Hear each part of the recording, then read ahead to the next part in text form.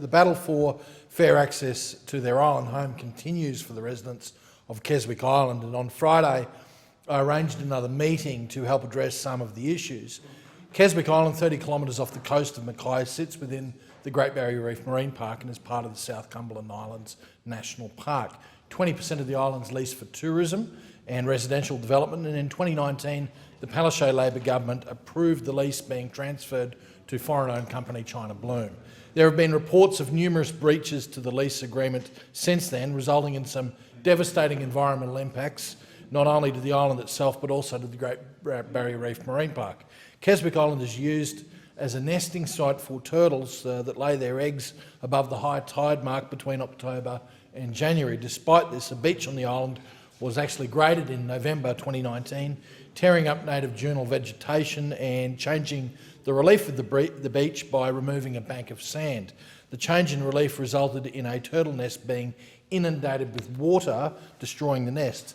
And that's not the only site of devastation. There have been clearing to make way for a new boat and trailer parking area after the lessee closed the existing boat access and built a new unapproved boat ramp. Another serious breach involved the excavation of a hillside to provide fill for road construction on the island.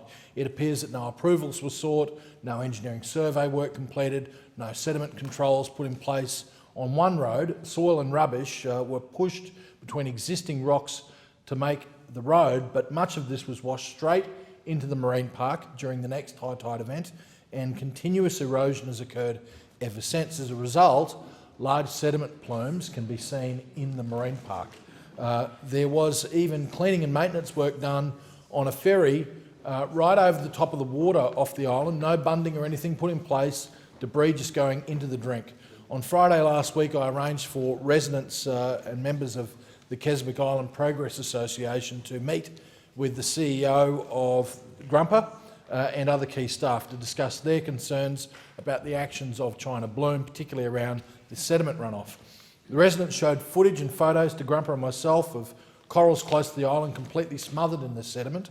I believe GBRMPA were alarmed to see this, but rightly told us that the right authority to police it was the state Labor government. However, GBRMPA were concerned enough about the reports and the material they saw that they're going to write to the state government asking for the matter to be investigated, and they also said they would have their investigation team look over it in case there were any breaches. Conditions of China Bloom's lease agreement with the Department of Resources involves conserving physical, biological values, not clearing vegetation, and protecting the land from erosion. That isn't happening. So I once again call on the Palaszczuk Government to act and terminate the head lease to Keswick Island.